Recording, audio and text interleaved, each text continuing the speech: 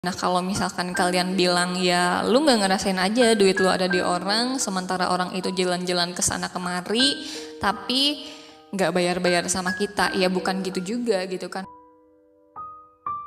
Masih di catatan Rania, pernah gak sih kalian pernah minjemin duit ke orang dan gak dibayar-bayar, terus sama kalian itu hutang orang itu tuh dipublikasi di sosmed kalian? Atau mungkin kalian pernah berhutang sama seseorang dan kemudian karena hutang tersebut belum kalian bayar sama orang tersebut tuh dibikin status di sosial media. Nah catatan Rania kali ini mau bahas tentang menagih hutang di sosial media.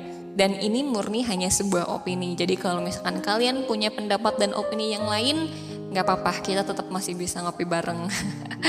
Dan apa sih yang latar belakangnya aku pengen bikin konten ini ya karena beberapa kali aku lihat di sosial media tuh memang ada beberapa postingan orang yang nyindir-nyindir orang yang punya hutang di sosial media dan nagih hutang di sosial media. Dan opiniku, menagih hutang di sosial media itu sebenarnya kurang tepat gitu. Kalau misalkan lewat pesan yang privat atau hanya mereka berdua yang tahu ya nggak apa-apa. Tapi kalau misalkan yang udah di publik gitu kan, itu menurutku kurang baik sih.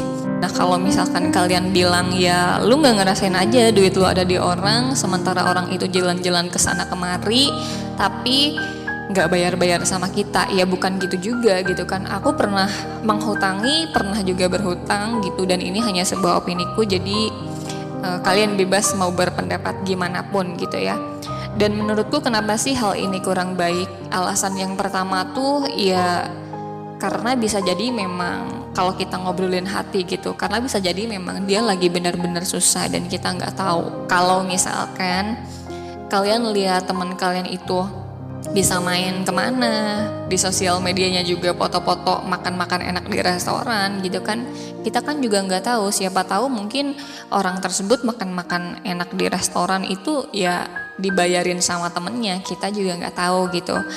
Dan itu alasan yang pertama sih, bisa jadi memang orang tersebut memang lagi susah beneran. Terus kalau misalkan orang tersebut baca postingan kita, otomatis dia akan sakit hati kan, dan jadi gak enak juga mungkin sama kita gitu. Itu yang pertama ya. Terus yang kedua, kalian pernah gak dengar kasus ada seseorang yang nagih hutang di sosmed terus kemudian berujung masuk penjara gitu? Dan ini tuh benar-benar terjadi. Aku baca beritanya, kalian juga bisa baca selengkapnya di Google, dan aku di sini akan nyeritain versi singkatnya. Jadi ceritanya tuh kayak gini ya.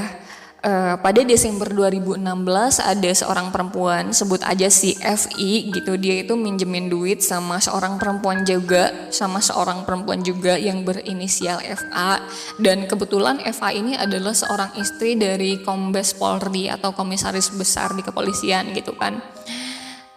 Uangnya sih yang nggak sedikit juga, emang lumayan banyak gitu, sebesar 70 juta. Jadi si FI ini minjemin duit ke si FA sebesar 70 juta pada tahun 2016 bulan Desember. Ceritanya tuh singkatnya kayak gitu. Terus kemudian pada tahun 2017 FI ini mencoba menagih hutangnya sama si FA gitu kan. Tapi FA bilang bahwa dia saat itu lagi nggak punya uang dan lagi belum bisa bayar hutang FA tersebut gitu. Tapi nggak lama kemudian si FA ini kemudian memblokir nomor WhatsApp dan juga nomor telepon si orang ini gitu, si FI ini yang minjemin duitnya, diblokir nomor sama WA-nya lah. Itu pada tahun 2017.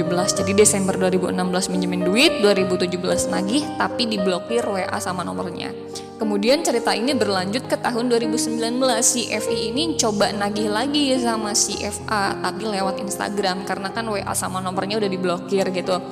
Dan ketika menghubungi terus nagih lewat Instagram, FA ini balesnya katanya nggak kenal sama si FI dan ngaku bahwa FA ini nggak punya hutang sama si FI gitu, bilangnya tuh kayak gitu. Ya karena bilang nggak kenal dan bilang nggak punya hutang, otomatis si FI ini marah lah karena dia ngerasa udah minjemin duit yang cukup banyak tapi nagih udah diblokir. Terus kemudian ngehubungin lagi pada tahun 2019, ternyata dianya ngaku gak kenal dan bilang gak punya hutang. Karena kesel, dia akhirnya ya ngomel-ngomel lah di sosial media yang privasinya itu kan di publik gitu kan.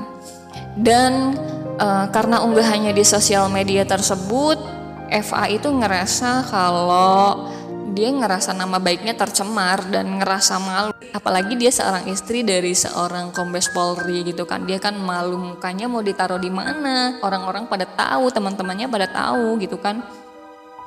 Dan akhir dari kasus ini kemudian FA ini ngelaporin FI lah atas tuduhan pencemaran nama baik gitu kan. Dan pada akhirnya si FI ini ya didakwa 2 tahun penjara gitu. Kasian kan. Nah, ini yang pingin aku kasih tahu ke kalian. Jadi jangan sampai nih kalian karena teman kalian punya hutang kalian, terus kemudian kalian ngomel-ngomel di sosmed, nagih hutang di sosmed, terus teman kalian tiba-tiba ngelaporin kalian, bukannya dapat duit malah kalian masuk penjara. Nah, kenapa sih aku kurang setuju? Ya karena itu. Ini kalau misalkan kita nggak bicara tentang hati gitu kan, tapi itu akan jadi hal yang ngerugiin kalian kan, bukannya kalian dapat duitnya malah kalian yang masuk penjara. Kalian akan kena undang-undang ITE gitu kan. Jangan sampai kalian nagih hutang bukannya dapat duit malah kaliannya yang masuk penjara, kan ngerugiin kalian juga. Kalian bisa dikenakan pasal 27 ayat 3, kalian bisa dikenakan pasal 45 ayat 3 juga, dan tuntutannya tuh di pasal tersebut tuh ya nggak main-main gitu. Kalian bisa didenda 750 juta atau maksimal penjara 4 tahun gitu kan. Jangan sampai hal tersebut terjadi sama kalian gitu. Nah, itu yang paling penting tuh. Terus alasan selanjutnya kenapa sih nagih hutang di sosmed ini nggak aku saranin?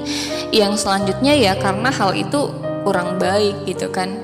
Ya nanti takutnya gitu kalau misalkan kalian nagih hutang di sosmed, terus tiba-tiba teman kalian yang punya hutang ini baca dan kemudian sakit hati, hubungan kalian juga akan jadi kurang baik juga gitu kan. Itu hal yang kurang baik juga dan akan menimbulkan hubungan yang kurang baik antara kalian berdua gitu kan. Bisa jadi dia mungkin malah benci sama kamu dan males bayar hutang sama kamu juga gitu kan. Kita kan nggak tahu karena mungkin sikap kamu yang ngomel-ngomel di sosmed itu. Takutkannya tuh kayak gitu. Dan ketika kalian lagi uang di sosmed itu kan nggak ngejamin bahwa dia akan bayar sama kamu, nggak ngejamin bahwa masalah itu akan selesai, bisa jadi menambah masalah gitu kan.